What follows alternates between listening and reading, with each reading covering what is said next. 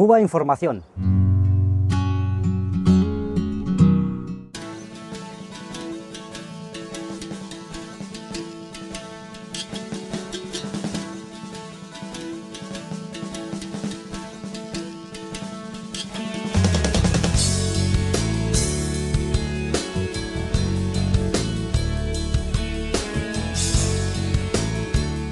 Viendo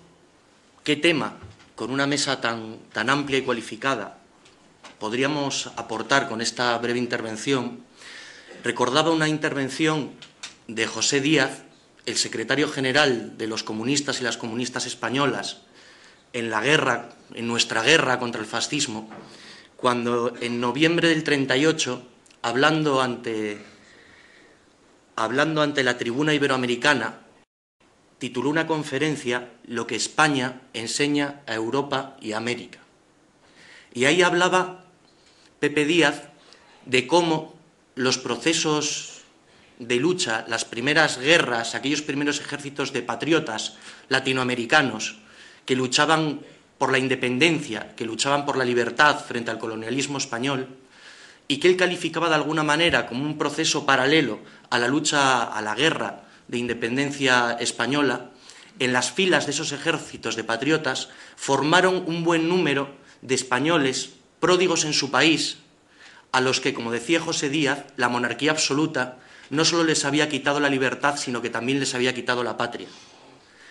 Esos héroes, esas heroínas españolas que murieron luchando contra la monarquía absoluta, del lado de los patriotas, de los nacionalistas, que formaron esos primeros ejércitos de liberación, esos primeros ejércitos que enfrentaron al colonialismo español, pronto, un siglo después prácticamente, fueron devueltos ese favor, ese acto de hermandad, de solidaridad, por las brigadas internacionales,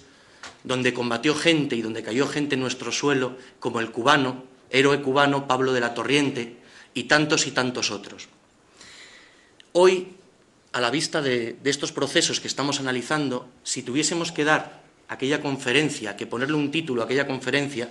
seguramente tendríamos que decir lo que hoy América Latina enseña a Europa y al resto del mundo. Como decía algún compañero, a principios de los años 90, con el triunfo de la contrarrevolución en el campo socialista europeo, nos hablaron del fin de la historia, nos hablaron de que había llegado la hora del final de la lucha de clases, pero pronto empezamos a comprobar cómo el capitalismo era y cada vez es más incapaz de afrontar, de satisfacer las grandes necesidades de la humanidad. Pero no solo eso, sino que frente a un orden de prosperidad lineal que aventuraban, el capitalismo, en su fase imperialista, no ha podido renunciar a niveles crecientes de violencia, a niveles crecientes de barbarie, a niveles crecientes de guerra. Y en las condiciones actuales de crisis integral del sistema capitalista mundial, lo afirmen, lo edulcoren o lo nieguen, la salida, compañeros y compañeras, si los pueblos, como hacen hoy buena parte de los pueblos latinoamericanos o árabes, si no nos ponemos en marcha, la salida del capitalismo a esta crisis va a ser más barbarie, más guerra, más miseria, más necesidades para el pueblo trabajador en todos los países del mundo. Y no solo eso, podemos ver ya lo que ha sucedido el mes pasado, y aunque hablemos de América Latina, quiero, en nombre del partido, enviar el saludo combatiente a los resistentes de la Franja de Gaza, a la resistencia palestina, porque el imperialismo, a través del sionismo, como hace en Colombia a día de hoy, está utilizando esos países como el tubo de ensayo de lo que van a aplicar en caso de que los pueblos no seamos capaces de frenar esta ola de barbarie. No hay derecho internacional que vaya a ser respetado por el imperialismo,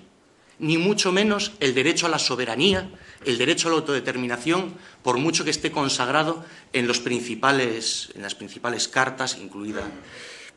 en los principales tratados de derecho internacional. Como digo, compañeros y compañeras, creo que a la hora de plantear la solidaridad, tanto con la Revolución Cubana como con los procesos emergentes en América Latina, es necesario que tengamos en cuenta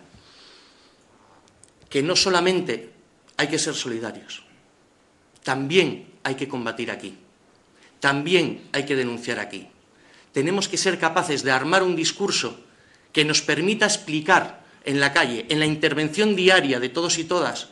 cómo Repsol es responsable del asesinato de campesinos, del asesinato de trabajadores en Colombia y en tantos y tantos países de América Latina. No solo en América Latina, lo que hacen las multinacionales españolas en países árabes, cómo esquilman la costa del Sáhara, cómo trafican con los recursos para mantener niveles de crecimiento de la tasa de beneficios en nuestros países. Y al hablar de los procesos emergentes para los comunistas, para una generación entera de comunistas que no nos dio tiempo a formarnos con el campo socialista, con la existencia de la Unión Soviética, Cuba fue el ejemplo que nos permitió, en ese momento en que nos hablaban del fin de la historia, el ver que había otro modelo, ver que era posible que el pueblo articulase otras formas de poder, ver que era posible que los trabajadores y las trabajadoras ocupasen su espacio y que también era posible construir un orden nuevo en todos los terrenos, hablar del hombre, de la mujer nueva, como en su momento habló el Che. Desde Bolívar, desde los grandes próceres de las patrias de América Latina, a los combatientes del siglo XX, tanto en la ciudad como en el campo, como en la guerrilla, a los dirigentes actuales que combaten, si Cuba nos enseña algo, es que es posible crear ese tipo de ser humano, ese tipo de revolucionario, ese tipo de persona. Y para acabar, compañeros y compañeras, yo creo que ese tipo de persona lo representan los 5 compañeros que están presos en las cárceles del Imperio y que desde Miami han enviado el apoyo, desde Miami ya no, por desgracia, desde las distintas prisiones en que están distribuidos han enviado el apoyo a este homenaje. 5 personas.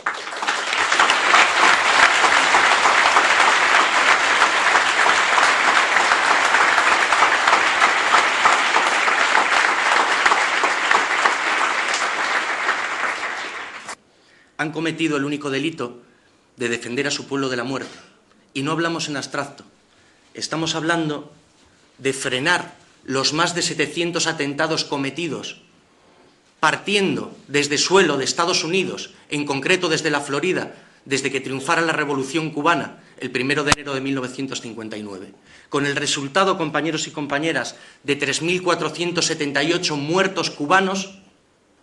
por ese tipo de terrorismo practicado con la complicidad, cuando no con la participación directa, del imperialismo y la administración norteamericana. Estamos hablando de 2.099 discapacitados, de 2.099 personas marcadas de por vida, precisamente por ese tipo de terrorismo imperialista. Y del otro lado estamos hablando de ese tipo de hombre nuevo, capaz de arriesgar su vida, capaz de soportar la barbaridad de las prisiones, de la violencia del imperialismo, con tal de no traicionar a su pueblo. Compañeros y compañeras, la semana próxima enfrentamos una importante batalla legal, la solicitud de reconsideración del caso ante la Corte Suprema de Justicia de los Estados Unidos. Es importante que el imperialismo sepa que, igual que desde septiembre del 98 nos hemos movilizado, vamos a continuar movilizándonos. Y en este momento es importante romper el muro de silencio, hacer todo tipo de acciones, tanto colectivas como individuales, participar, organizarse, luchar por la libertad de los 5, porque los 5 no son solo 5 compañeros, representan en ellos la lucha de toda América Latina, la lucha de todos los trabajadores y trabajadoras del mundo, de los campesinos, de las campesinas, de los pueblos. Por eso, tanto a los 5 como a Antonio Gades, al que homenajeamos hoy, como a todos los revolucionarios latinoamericanos que hoy están a la vanguardia del mundo por la liberación y contra el imperialismo, para terminar, quiero dedicarles un breve poema de un camarada comunista y también poeta español, de Miguel Hernández. Y dice así: aunque el otoño de la historia cubra vuestras tumbas con el aparente polvo del olvido, jamás renunciaremos ni al más viejo de nuestros sueños. Adelante, compañeros y compañeras, el futuro es nuestro.